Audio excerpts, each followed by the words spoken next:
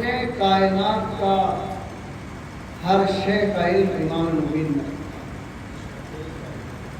لیکن تھوڑا سا اس آیت سے ہٹ کر 5 منٹ آپ سے ایک الگ بحث شروع کرنا چاہتا ہوں۔ دیکھیے، یہ جو مجلس برپا ہو رہی ہے، فرش ازا بچھایا جا رہا ہے، اور ہم مجلسوں میں شرکت کر رہے ہیں،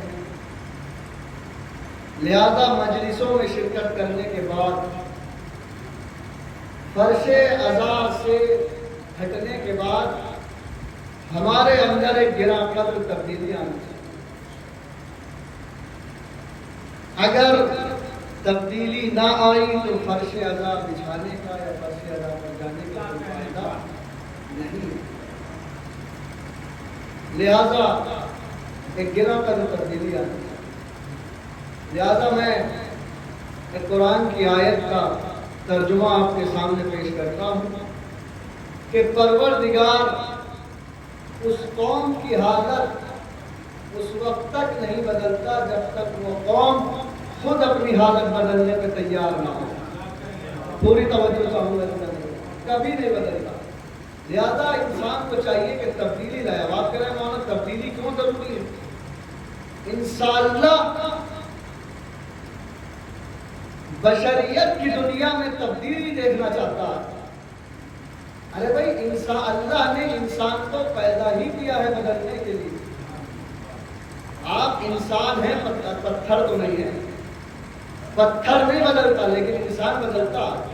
توجہ، صلوات پڑھیں محمد والے محمد۔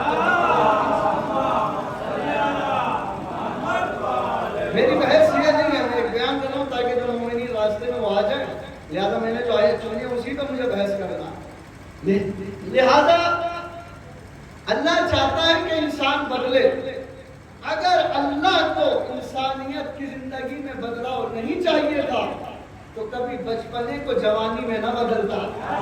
پوری توجہ چاہوں گا، کبھی بچپنے کو جوانی میں نہ بدلتا، جوانی کو بڑھاپے میں نہ بدلتا، کبھی نہ بدلتا۔ ارے بھائی، اچھا خاصا بچپنا تھا، بہترین بچپنا تھا، گود میں رہتا انسان، کھیلتا رہتا، نظر بد کا بھی شکار نہ ہوتا ہے نا۔ ارے بھائی، اللہ نے بچپنے کو جوانی میں بدل دیا، جوانی کو بڑھاپے میں بدل دیا۔ 3 عمروں کے 3 حصے ہوتے ہیں، بچپنا، جوانی، بڑھاپا۔ اللہ نے تینوں کو بدل کے بتایا کہ انسان کی زندگی کا کوئی بھی حصہ ایسا نہیں ہے جس میں بدلاؤ نہ ہو، کوئی حصہ ایسا نہیں جس میں بدلاؤ نہ ہو۔ اب بچپنا ہے بدلے گا، بڑھاپا ہے بدلے گا۔ یہ اور بات ہے کہ اللہ نے بچپن جیسی طاقت کو جوانی کی طاقت سے بدل دیا، جوانی جیسی طاقت کو بڑھاپے کی کمزوری سے بدل دیا۔ تو بچپنا ہے بدلے گا، بڑھاپا ہے بدلے گا، جوانی ہے بدلے گی۔ تو کیا طاقت ہمیشہ رہے گی کہ نہیں؟ جوانی جیسی طاقت کو بڑھاپے کی کمزوری نے دبا دیا۔ اب طاقت اپنے آپ کو سب کچھ نہ سمجھے۔ اگر طاقت سب کچھ ہے تو قدرت بھی سب کچھ ہے، تو اگر طاقت سب کچھ ہے تو یہ مت دیکھنا ہاتھی کون لایا، یہ دیکھنا بابیل کس نے بھیجا، یہ دیکھنا کیا بابیل کس نے بھیجے، یہ مت دیکھنا حرملہ کو مت دیکھنا، علی اصغر کو دیکھنا۔ ایک صلوات پڑھے محمد۔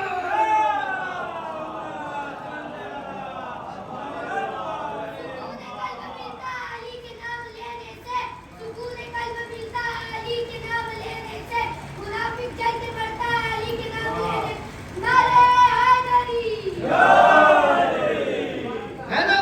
ارے بھائی، طاقت سب کچھ نہیں ہے، قدرت سب کچھ ہے۔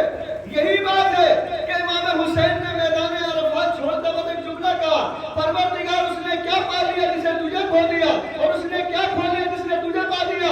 یعنی امام حسین کا جملہ اس بات کا ثبوت تھا یزید کی طرف کیا ہے، حسین کی طرف کیا ہے۔ یزید اور حسین میں بس یہی فرق ہے، 28 رجب کے بعد وہ لشکر بڑھاتا رہا، حسین لشکر گھٹاتے رہے، وہ لشکر بڑھاتا رہا، چن رہی بول کے بچوں، وہ لشکر بڑھاتا رہا، حسین لشکر گھٹاتے رہے۔ بس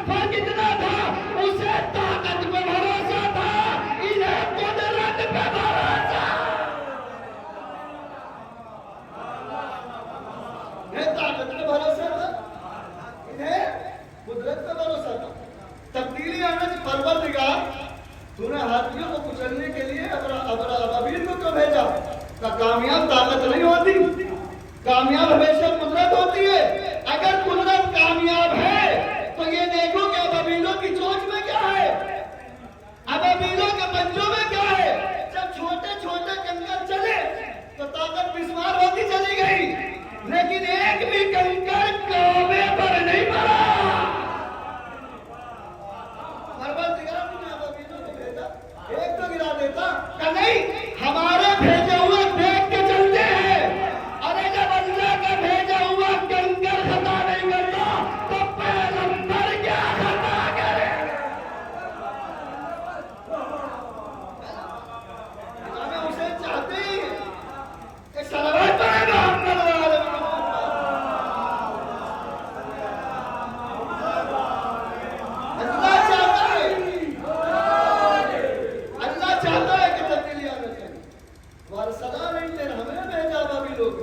ہے نا.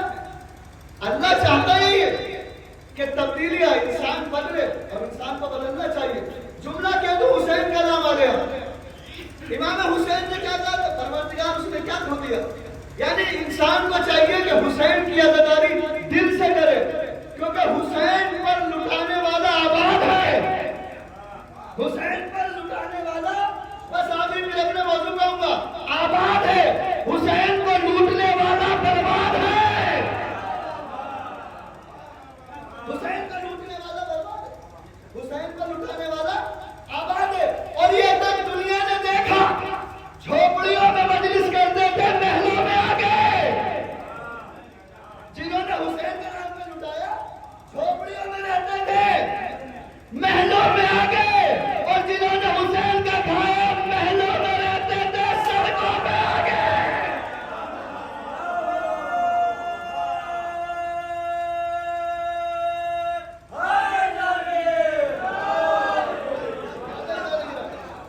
میری مراد یہ نہیں ہے میں اسی موضوع پر ہوں. لہذا بدلاؤ لائیے اپنے اندر. یہی وجہ ہے کہ جب یہاں سے فرشتے آسمان پر گئے تو لوگوں نے انہوں نے پوچھا کہاں سے آ رہے ہو؟ یہ تو بعد میں بتائیں گے کہاں سے آ رہے. پہلے یہ بتا تم نے کیسے پہچانا کہ تمہارے بدن سے خوشبو آ رہی ہے؟ تمہارے بدن سے خوشبو آ رہی ہے. یہی میرا کہنے کا حق ہے کہ انسان کے آنے کی خوشبو اور ہو، جانے کی خوشبو اور ہو. ایک صلوات پڑھے محمد والے محمد. لہذا اللہ چاہتا ہے کہ انسان بدلے. وَكُلَّ شَيْءٍ أَحْصَيْنَاهُ فِي إِمَامٍ مُبِينٍ. ہم نے کائنات کا ہر شے امام مبین میں رکھا. ایک صلوات پڑھے محمد والے محمد.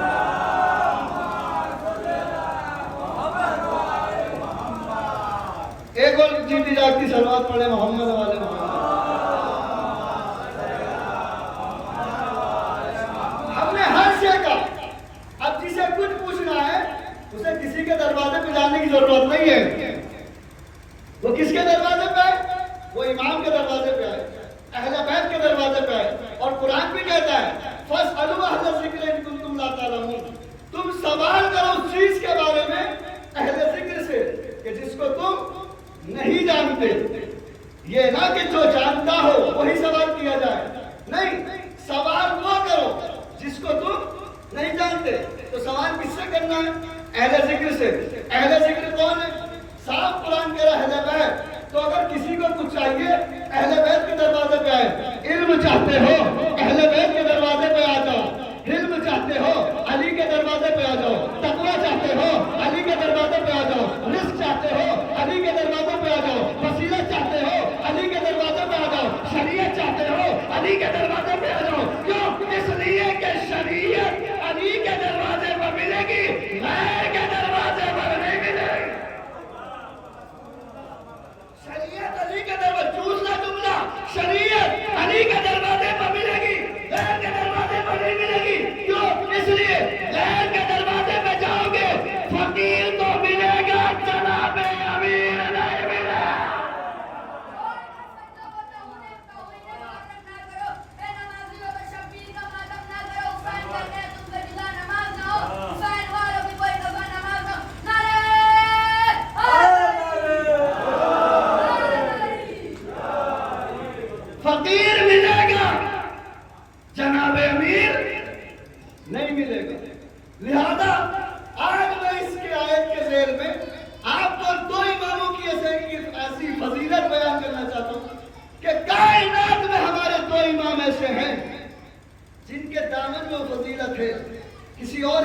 دامن میں فضیلت نہیں ہے. پہلا علی کائنات میں صرف اکیلا اکلوتا علی ہے کہ جس کے دامن یہ فضیلت ہے.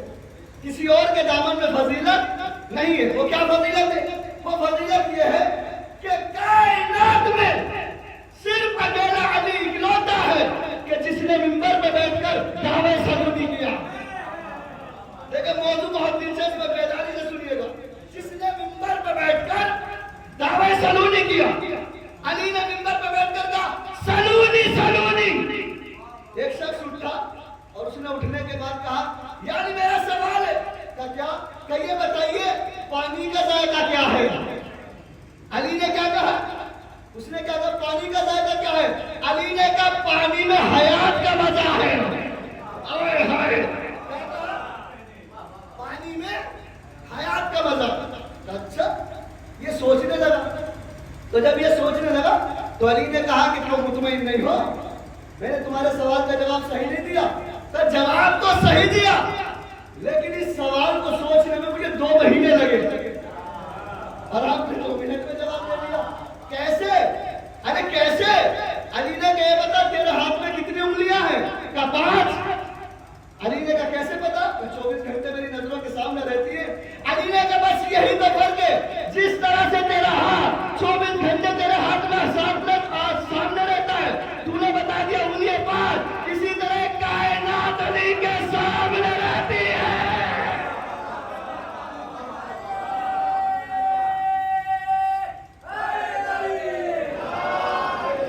یہ کائنات علی کے سامنے رہتی ہے. اس میں بتا دیا. پھر علی نے کہا سن، یہ جو میں سوالوں کے جواب دے دیتا ہوں نا، اس میں میرا کوئی کمال نہیں ہے. تو پھر کس کا کمال ہے؟ کمال یہ ہے حاضر وعد رسول اللہ. پورے مجمع کی توجہ چاہوں گا. حاضر وعد. دیکھیے داد دینا بھی زکات، زبان کی زکات ہے. تو آج تو لکھا دیجیے جناب قاسم کے نام پر ایک صلوات پڑھے محمد والے.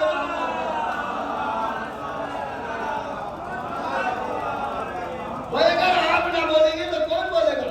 کیوں علی کے ذکر پہ نہ بولو گے؟ کیونکہ اچھا بولنا علی ہی سکھا سکتے ہیں. اچھا کہا لعاب رسول اللہ، یہ رسول کے لعاب کا اثر ہے. میں ارے بھائی قائد ہو تو ایسا، رہنما ہو تو ایسا، پیشوا ہو تو ایسا. میں نے کہا یا رسول اللہ آپ نے یہ کیوں کہا کہ رسول کے لعاب کا اثر ہے؟ کہ میں نے اسی میں تو تمام کر دیا.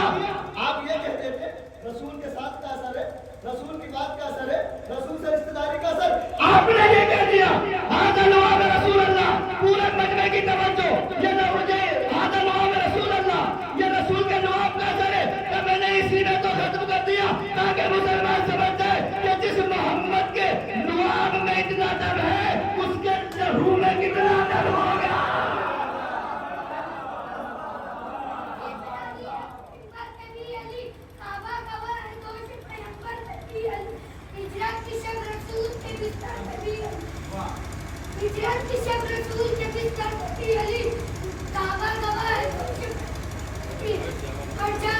ماشاء اللہ.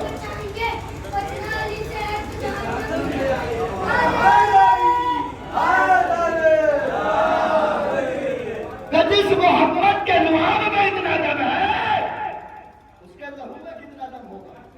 تو علی نے کیا دعوی سلونی. نبی کے بعد علی نے کیوں کیا؟ حسن کر دیتے، امام حسین کر دیتے، ہے نا. کسی نے مولا سے آ کے پوچھا کہ آپ کے جج نے دعوی سلونی کیا، آپ نے کیوں نہیں کیا؟ کہ ضرورت ہی نہیں تھی. کہ ضرورت ہی نہیں تھی. کہ کیوں؟ کہ دعوی وہ کر کے گئے ہیں، دلیل ہم جو دعوت کر رہے ہیں. کہ دعوی وہ کر کے گئے، دلیل ہم چھوٹا بن کر رہے.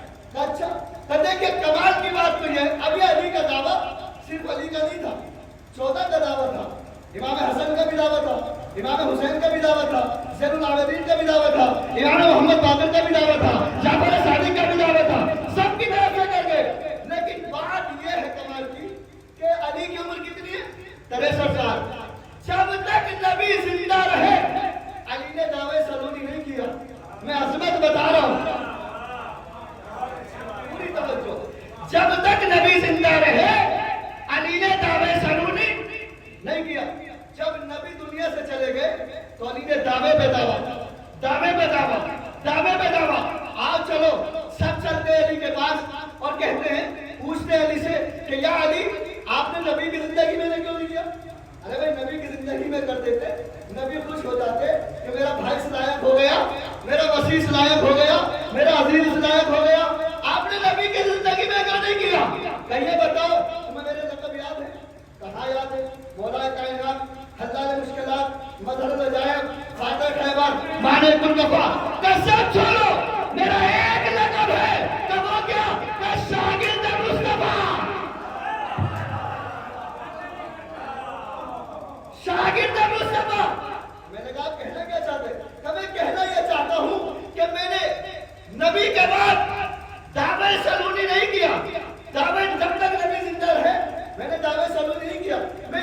میں نے کہا آپ یہ بتانا چاہتے ہیں نبی کی زندگی میں دعوے سلونی نہیں کیا، علی کے بعد نبی کے بعد کیا، تو آپ ان لوگوں کو یہ بتانا چاہتے ہیں کہ آپ بہت بڑے عالم ہیں؟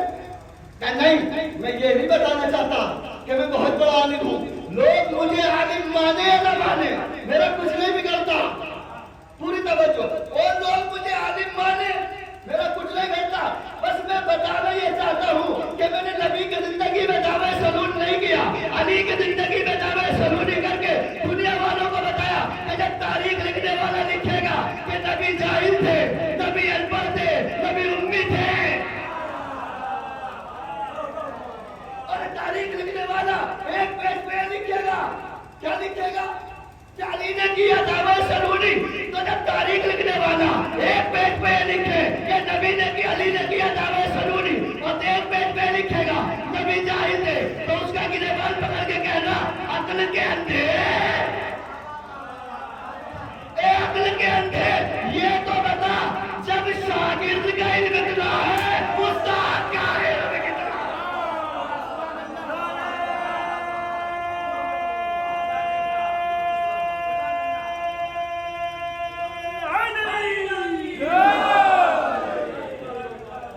جب شاگرد کا علم کتنا ہے استاد کا علم کتنا ہو؟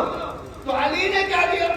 علی نے نبی کی زندگی میں دعوے سلونی کبھی نہیں کیا، جب نبی چلے گئے تو علی نے دعوے پہ دعویٰ کیا، تو معصوم نے کیا فرمایا کہ وہ دعویٰ صرف علی کا دعویٰ نہیں تھا، ہم 14 کا دعویٰ تھا۔ اچھا پتہ کیسے چلے 14 کا دعویٰ تھا؟ ایک کتاب ہے جس کا نام ہے سلونی سلونی، 5000 صفحوں پہ لکھی ہوئی یہ کتاب، کسی نے ان 5000 صفحوں کا مطالعہ کرنے کے بعد آخر میں اس کتاب میں لکھ دیا، رائٹر نے کیا لکھا کہ علی نے اپنی پوری زندگی میں دعوے سلونی 14 مرتبہ کیا، علی نے اپنی پوری زندگی میں دعوے سلونی 14 مرتبہ کیا۔ میں ہاتھوں کو جوڑ کے کہتا ہوں مولا 13 بار کرتے تھے، 15 بار کرتے تھے، ایک گھٹا دیتے، ایک بڑھا دیتے، مولا نے کہا گھٹ بھی سکتا تھا، بڑھ بھی سکتا تھا، کبھی کیوں نہیں گھٹایا؟ کہ اگر معصوم 13 ہوتے دعویٰ 13 بار ہوتا، اگر معصوم 15 ہوتے تو دعویٰ 15 بار ہوتا۔ اچھا کہاں؟ آپ سنیے اس میں پتہ کی بات یہ کہ 14 بار دعویٰ کیا، اب 14 میں 13 تو ہے مرد، ایک ہے عورت، 13 وہ ہے تو مجمع میں آ سکتے ہیں، اور ایک وہ ہے تو مجمع میں نہیں جا سکتی، تو علی نے اس کا بھی علاج کیا، علی نے 13 بار دعویٰ کیا مجمع میں، ارے کہاں بیٹھے ہو بھائی؟ علی نے 13 بار دعویٰ کیا مجمع میں، ایک بار دعویٰ کیا گھر میں، گھر میں علی نے دعویٰ کب کیا؟ تب کیا، قسم خدا کی جو علی نے گھر میں کس حالت میں دعویٰ کیا، ہسٹری لکھنے والے کا دماغ پاگل ہو گیا۔ کب علی نے دعویٰ کیا؟ علی کے سر پہ ضربت لگ چکی، ضربت لگ چکی، زہر پھیل رہا، علی کو رونے کی ایک آواز آئی، علی نے حسن سے کہا بیٹا حسن دیکھو گھر کے پیچھے کون رو رہا ہے، جا کے دیکھا تو اسبق رو رہا تھا۔ اسبق، یہ اسبق کون ہے؟ یہ مولا کائنات کا ایک ایسا صحابی ہے کہ جو مولا سے سوال زیادہ کرتا تھا، جہاں مولا مل جاتے تھے مولا ایک سوال، مسجد میں مل گئے مولا ایک سوال، نماز میں مل گئے مولا ایک سوال، بازار میں مل گئے مولا ایک سوال، ہاتھ ہو گئی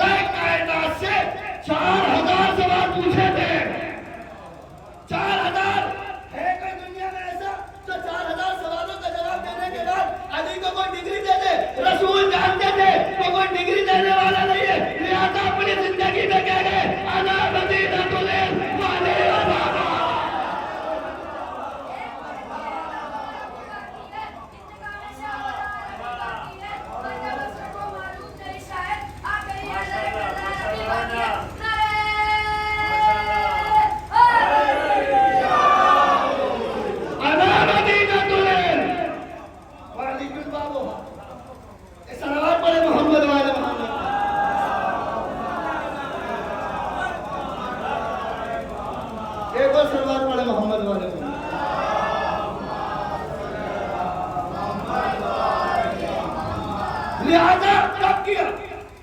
اسبق آیا تو بلا کے لاؤ، آئے اسبق، علی کو دیکھ کے اسبق رونے لگا تو مولا آپ کی یہ حالت ہو گئی۔ مولا نے کہا اسبق رونا بعد میں، پہلے جو باہر مجمع کھڑا ہے اس کو ہمارا ایک پیغام پہنچا دو۔ کہ کیا؟ کہ اس مجمع سے جا کے کہہ دو کہ علی کہہ رہا ہے سلونی سلونی، علی کیا کہہ رہا ہے؟ سلونی سلونی۔ کائنات میں صرف اکیلا علی ہے جس نے دعوے سلونی کیا، یہ علی کے دامن میں فضیلت۔ اب چلے دوسرے امام کی طرف، میں نے کہا نا 2 امام کی فضیلت کو بیان کروں گا۔ ایک اور سلوات پڑھے جیتے جاگتی محمد والے محمد۔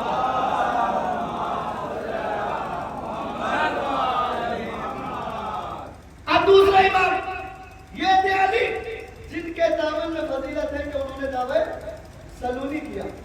ایک اور امام ہے صرف کائنات میں اکیلا اکلوتا، آئیے آگے تشریح، ایک سلوات پڑھے محمد والے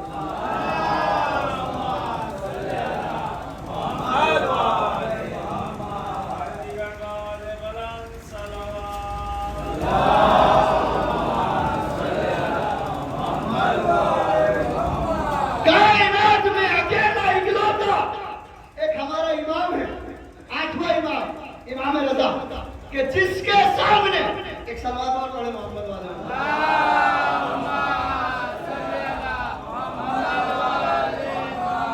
کہ جس کے سامنے، جس کے دامن میں ایک فضیلت ہے اور کسی امام کے دامن میں نہیں۔ وہ کیا فضیلت ہے؟ فضیلت یہ ہے کہ صرف ہمارا اکیلا اکلوتا امام، 8واں امام ایسا ہے کہ جس کے نام کا سکہ چلا، آخری آدمی تک ہوئے، آخری آدمی تک جس کے نام کا سکہ چلا، اور سکہ کسی دوست نے نہیں چلایا، دشمن نے چلایا، دشمن نے۔ اچھا کسی نے تماموں نے چلایا، ہوا کیا؟ کیسے سکہ چلا؟ ہوا یہ کہ جب امام رضا مشہد آئے تو مشہد آنے سے پہلے ایک شہر پڑتا ہے نیشا پور، جو مشہد سے 80 کلومیٹر ہے نا۔ جب امام وہاں آئے تو مشہد کے لوگوں کو پتا چلا کہ امام آئے ہیں، تو سارا مشہد امام کے استقبال کے لیے چلا گیا، سارا مشہد خالی ہو گیا، امام رضا کے استقبال کے لیے چلا گیا۔ تو جب مامون نے پوچھا کہ بھئی مجمع کہاں گیا ہے، اپنے سپاہی سے فضل بن ربی سے، کہ مجمع کہاں گیا؟ کہے تو مشہد گیا، کہ کیوں؟ کہا رضا آیا ہے۔ کہتا ہے رضا نے بلایا ہے؟ کہ نہیں، رضا نے نہیں بلایا، یہ خود گئے ہیں۔ ارے ان کے اندر کمال یہ ہے کہ یہ جہاں جاتے ہیں مرکز بن جاتے ہیں، یہ جہاں جاتے ہیں مرکز بن جاتے ہیں۔ ارے یہ نجف آئے تو اشرف بنا دیا، کربلا آئے تو محلہ بنا۔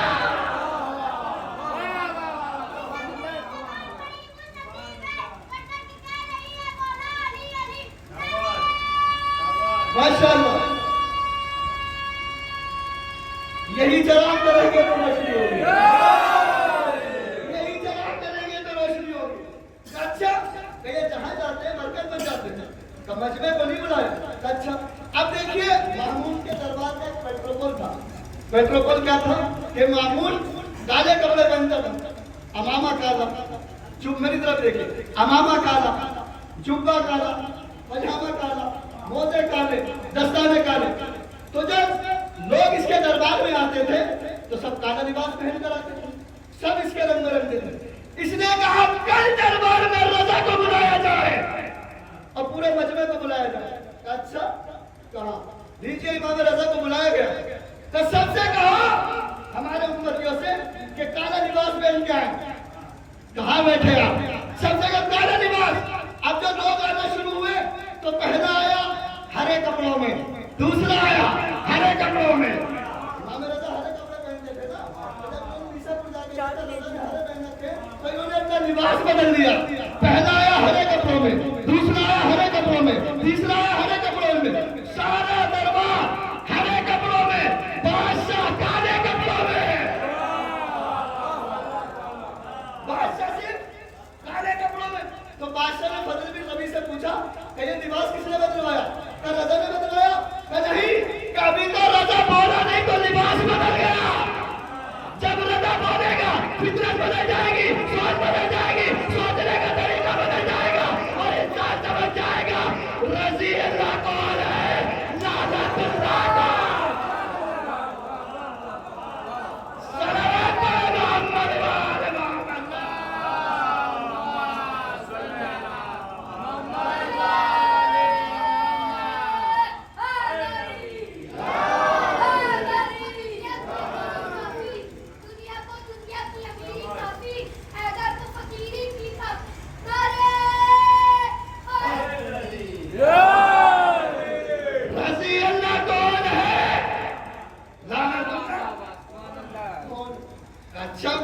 تو لباس نہیں بدلا کہا بتاؤ کرنا کیا ہے؟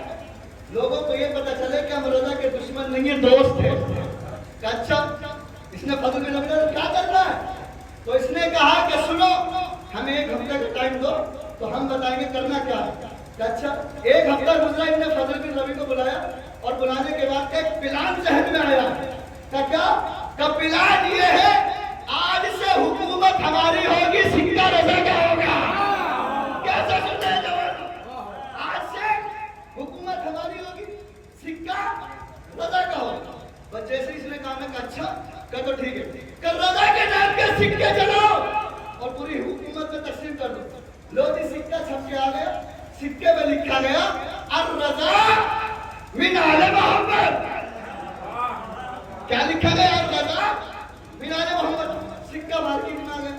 جب سکہ مارکیٹ میں آ گیا چلنے لگا تو اس نے بادشاہ نے اپنے وزیر کو بلایا فضل بن نبی کو اور بلانے کے بعد کہا کہ جاؤ دیکھ کر آؤ بازار کے ماحول کیا ہے، سکہ چل بھی رہا ہے نہیں. اب جو آیا تو 3 دن کے بعد بادشاہ کی خدمت میں پہنچا اور سر پکڑ کے بیٹھ گیا. جب سر پکڑ کے بیٹھ گیا تو بادشاہ نے پوچھا بتاؤ کیا بات ہے؟ منہ کا لٹکا رکھا ہے. کہ کیا کروں؟ جو آپ نے پلان بنایا تھا وہ الٹا پڑ گیا. آئے ہائے پوری توجہ. کہ جو پلان بنایا تھا وہ الٹا پڑ گیا. کہ کیا؟ کہ کل تک تو سکے کی حکومت، کل تک تو حکومت کا سکہ تھا، اب سکے کی حکومت ہے. حکومت کا سکہ تھا اب سکے کی حکومت ہے. کا ماحول کیا ہے؟ کا ماحول یہ ہے کہ جب کوئی گراہک دکان پہ جاتا ہے نا سامان لینے کے لیے تو کہتا ہے کہ بھئی ہمیں سامان دے دے. تو دکاندار پوچھتا ہے کہ یہ بتا سکہ حکومت کا لایا ہے یا رضا کا لایا ہے؟ وہ کہتا ہے رضا کا لایا ہے. تو وہ کہتا ہے رک میں وضو کر کے آ رہا ہوں. وہ گھر جاتا ہے، وضو کر کے آتا ہے اور بڑی ادب و احترام سے سکے کو لیتا ہے. پھر گھر جاتا ہے، پوری توجہ، سکے کو قرآن کی بغل میں رکھتا ہے اور بیوی سے کہتا ہے یاد رکھ جب تک یہ سکہ گھر میں موجود ہے برکت گھر سے جائے گی نہیں، نحوست گھر میں.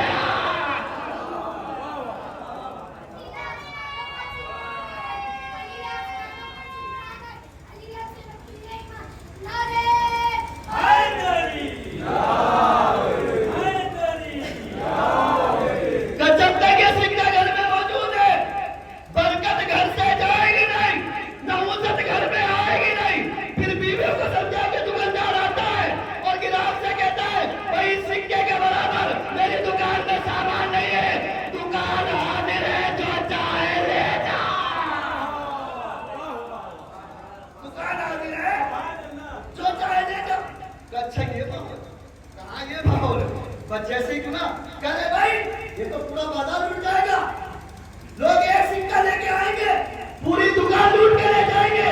اس نے کہا محمود تو علی والوں کو جانتا نہیں، یہ علی والے لوٹنے والے نہیں ہوتے، لٹانے والے ہوتے ہیں. یہ علی والے لوٹنے والے نہیں ہوتے، لٹانے والے ہوتے. اچھا کہاں کر تو پھر کیا کریں؟ کرنا کیا؟ کرنا یہ ہے کہ اگر حکومت بچانا ہے تو سکے کو بند کر دے، ورنہ سکہ تیری حکومت کو ختم کر دے گا. یہ سکہ تیری حکومت کا پورا بنا دے گا. اچھا کہاں؟ پوری حکومت میں اعلان کر دیا جائے جو بھی رضا کے نام کا 1 سکہ دے کے جائے گا، 1 سکہ دے کے جائے 10 سکے لے کے جائے. 1 سکہ دے کے جائے 10 سکے لے کے جائے. اس کا مطلب یہ ہے کہ بادشاہ نے اپنی زندگی میں اعلان کر دیا تھا حکومت کا 1 رضا کے 10 برابر ہے. حکومت کا 1 رضا کے 10 برابر. دلیل کے ساتھ پوری حکومت میں اعلان کر دیا ہے. اب لوگ سکے جمع نہیں کرتے. کجات چوراہے میں جا کر خان لگاؤ اور لوگوں سے کہو کہ سکے جمع کریں. 3 دن مسلسل چوراہے پر سپاہی بیٹھے لیکن کوئی بھی سکہ نہیں لایا. جب کوئی سکہ نہ لایا تو سپاہی نے کہا کیا ہوا؟ سکے آئے؟ کہنا سکے نہیں آئے. کہتا سکے گئے تو کہے گا نہ حکومت کے پاس ہے نہ ہمارے پاس ہے. کہاں گئے؟ کہ تو ایسے ہی سوچ رہا ہے یہ سکے علی والوں کے پاس ہے اور آسانی سے نہیں کہہ سکتا. اچھا کہاں؟ کہتا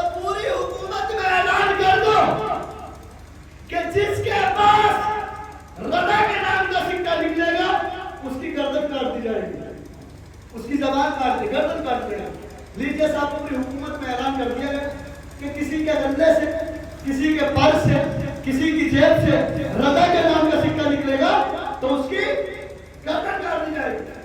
اب اچھا لوگوں کے پاس ان کے سکے تھے, انہوں نے کیا کیا؟ انہوں نے یہ کیا کہ انہوں نے سارے سکوں کو جمع کیا اور امام رضا کے پاس لے آئے. امام رضا کے پاس لے آئے, اللہ کے امام کے قدموں میں ڈال دیا. امام نے کہا مجھے کیا ضرورت ہے اس کی؟ کہا مولا ہم جانتے ہیں آپ کو ضرورت نہیں ہے, لیکن حکومت کا اعلان یہ ہے کہ اگر کسی کے پاس رضا کے نام کا سکہ ملے گا تو اس کی گردن کاٹ دی جائے گی. مولا نے کہا اچھا یہ اعلان کیا ہے. کہا مولا اترے منبر سے, اور منبر سے اترنے کے بعد مولا نے اپنے ہرے رنگ کا امامہ اتارا, اور اتارنے کے بعد پوری توجہ, اور اتارنے کے بعد امامے کی چھوٹی چھوٹی کتریں بنائی. اب ایک طرف کتر ایک طرف سکے, ادھر سے امام نے کتر کو اٹھایا, پوری توجہ, ادھر سے سکے کو اٹھایا, کتر کو جانب پہ رکھا, سکے کو کتر کے اندر رکھا, کتر پہ گلا لگائے, پھر اٹھایا, پھر ادھر سے سکے کو اٹھایا. امام نے سارے سکوں کو باندھ دیا کتر. جب سب کو کتر میں باندھ دیا تو اب ایک ایک کو بلایا. اب امام منبر پہ آئے اور آنے کے بعد کہا فلاں ابن فلاں اپنا سکہ لے جا, فلاں ابن فلاں اپنا سکہ لے جا, فلاں ابن فلاں اپنا سکہ لے جا. امام نے کہا جس کے سامنے ابن فلاں نہیں آیا اسے سکہ نہیں ملے گا, اسے سکہ نہیں ملے گا. اچھا کہا اب میرا مولا منبر پہ آیا, اور آنے کے بعد سب کو سکے کیا کیے, تقسیم کر دیے. جب سب کو سکے مولا نے تقسیم کر دیے تو مولا نے کہا اب بتاؤ حکومت کا اعلان کیا ہے. تو مولا حکومت کا اعلان یہ ہے کہ اگر کسی کے غلے سے, کسی کی جیب سے, کسی کے پرس سے, کسی کے گھر سے, کسی کی تجوری سے رضا کے نام کا سکہ نکلے گا اس کی گردن کاٹ دی جائے گی. تو مولا کیا کرے؟ آپ نے باندھ دیا کتر میں, دفن کر دے, دریا میں بہا دے. کہ نہیں, ان سکوں کو اپنے سیدھے ہاتھ پر باندھ دو. تو میں نے ختم کر دی بڑی بڑی جان چاہیے, ذرا جان چاہیے. کئی سکوں کو ہاتھ نہیں ڈوبتا, کئی سکوں کو اپنے سیدھے ہاتھ پر باندھو. انہوں نے کہا مولا حکومت کا اعلان یہ ہے جیب سے ملے گا تب کر, گھر سے ملے گا تب کر, گلے سے ملے گا تب کر, آپ میرے سیدھے ہاتھ پر باندھو. تو یاد رکھنا آج سے لے کے قیامت تک جو سکہ ہم نے منظور ہوگا تیرے ہاتھ سے بن جائے گا, تیرا امام ضامن بن جائے گا.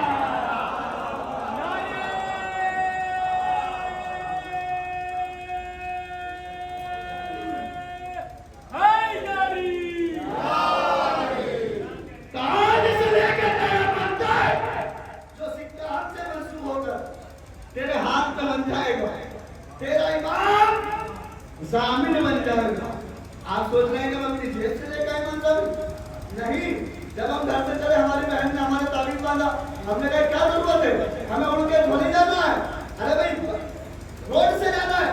تو ہماری بہن نے کہا بھائی تم نہیں جانتے رضا کی حکومت زمین پر بھی چلتی ہے اور آسمان پر بھی چلتی ہے.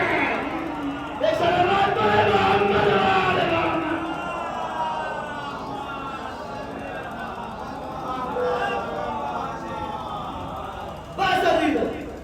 یہ ہے دو فضیلت امام.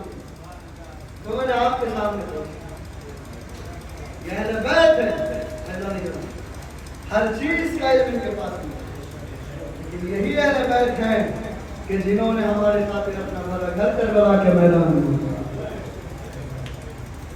اہل بیت ہے. حسین نے جو خون دیا ہے ہمارے خاطر, امام حسین کربلا میں آئے ہیں, عاشور کا دن آیا, ایک ایک شہید حسین کی خدمت میں آ رہا ہے, مور آ رہا ہے, مور کا بیٹا آ رہا ہے, سب کو حسین مرنے کی اجازت دے رہے. لیکن آج کی تاریخ مولا امام حسن کے بیٹے جناب قاسم سے منسوب ہے, اور مجھے جناب قاسم کا مسئلہ ہے. مولا حسین ہے, کربلا کا میدان ہے, جناب قاسم مولا حسین کی خدمت میں آتے اور آنے کے بعد کہتے ہیں چچا مجھے مرنے کی اجازت دے دیجیے, چچا مجھے مرنے کی اجازت دے. مولا نے کہا قاسم تمہیں مرنے کی اجازت کیسے دے دوں؟ تم کو میرے بھائی کی نشانی ہوگی. جب مجھے بھائی کی یاد آتی ہے تو تمہارا چہرہ دیکھ لیتا ہوں. مجھ سے تمہاری جدائی برداشت نہ ہوگی. کب بیٹا چاہیے خیمے میں واپس چاہیے. جناب قاسم خیمے میں اور آنے کے بعد زاروں قطار ہو رہے ہیں. زاروں قطار ہو رہے ہیں. جب زاروں قطار ہو رہے ہیں بس ایک مرتبہ میں فرما آئی اور آنے کے بعد قاسم کیا میدان میں جب جاؤ گے جب علی اکبر کا لاشا آ جائے گا؟ کیا میدان میں جب جاؤ گے جب علی اصغر کا بیٹا چھپ کے آ جائے گا؟ کعبہ کیا کروں میں تو جانا چاہتا ہوں لیکن چچا اجازت نہیں دیتے. کہ اچھا کہاں؟ جناب ہمیں فرما کو یاد آیا. کیا یاد آیا؟ یاد آیا کہ قاسم جب تمہارے بابا زندہ تھے تو آپ کے بابا نے آپ کے بازو میں تعویذ باندھا تھا اور یہ بھی کہا تھا کہ جب کربلا میں قاسم میرا بھائی گر جائے تو اس تعویذ کو کھول کے پڑھ لینا. کدرے جلدی کرو. جناب قاسم خوش ہو گئے. آپ نے تعویذ کھول کے دیکھا تو بابا کی تحریر پڑھی. کیا پڑھی؟ کہ پڑھی تھی لکھا تھا قاسم کہ جب میرے بھائی حسین پہ قیامت آ کر ٹوٹے تو میرے بھائی کے اوپر اپنی جان نچھاور کر دینا. تو جناب قاسم دوڑتے دوڑتے خوشی کے ساتھ حسین کی خدمت گئے اور آنے کے بعد کہا کہ چاچا اب تو آپ مرنے کی اجازت ضرور دیں گے. کہو ایسا کیا مل گیا؟ دیکھیے بابا کی تحریر ہے. اب جب دیکھا بھائی کی تحریر تو بھائی نے تو بس ایک مرتبہ حسین نے سینے سے لگایا, پھر آنکھوں سے لگایا, پیشانی سے لگایا, چوما اور ایک مرتبہ دیکھا کہ بھائی نے لکھا ہے کہ قاسم جب میرے بھائی حسین پر کوئی مشکل آ جائے تو اپنی جان نچھاور کر دینا. تو بس ایک مرتبہ امام حسین کہتے ہیں قاسم اب میں نہیں روک سکتا تم کو اجازت دینے سے. جاؤ بیٹا خدا حافظ. قاسم کو گھوڑے پر سوار کیا اور قاسم میدان میں ہے. ایک ارزق پہلوان اس نے اپنے بیٹے کو بھیجا جناب قاسم کے مقابلے میں. جناب قاسم نے اس ارزق کے بیٹے کو مار دیا. پھر اس نے دوسرا بیٹا بھیجا, اسے بھی مار دیا. یہ ارزق بولا اٹھا, اس نے کہا یہ میرے بیٹے کو مارے جا رہے. ارزق خود آیا. ارزق بہت بڑا پہلوان تھا. جیسے ارزق قاسم کے مقابلے میں آیا حسین نے کہا پروردگار میرے قاسم کی عبادت کرنا.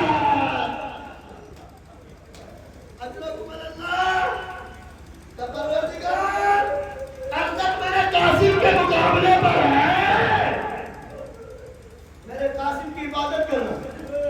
ارے قاسم نے ارزق کو بھی مار دیا. ہائے چھوٹا سا بچہ کب تک لڑتا. بس ایک مرتبہ فوجیں ٹوٹی, کسی نے نیزہ مارا, کسی نے برچھی ماری, کسی نے تلوار ماری. جناب قاسم گھوڑے سے نیچے گرے. گرنے کے بعد کا چچا میرا آخری سلام, چچا میرا آخری سلام, چچا مدد کو آئیے. اور جیسے جناب قاسم گھوڑے سے نیچے گرے تو قاسم گھوڑے کی ٹانگوں کے نیچے آ گئے. قاسم کا لاشا کربلا کی زمین پہ بکھر گیا. اجرکم اللہ. اللہ آپ کی آوازوں پر رحمت کرے. اللہ آپ کی آوازوں پر رحمت کرے. قاسم کا لاشا کربلا کی زمین پہ بکھر گیا. حسین چلے تو کیا دیکھا کربلا کی زمین پر دھول اڑ رہی ہے, گرد و غبار اڑ رہی ہے. حسین ایسی دھول میں آواز دے رہے بیٹا قاسم, کہاں چچا آواز دے رہے. قاسم نہیں بولتے. جب گرد و غبار بیٹھی مقتل بتاتا ہے کہ حسین کو قاسم نظر نہ آیا. قاسم کی ذات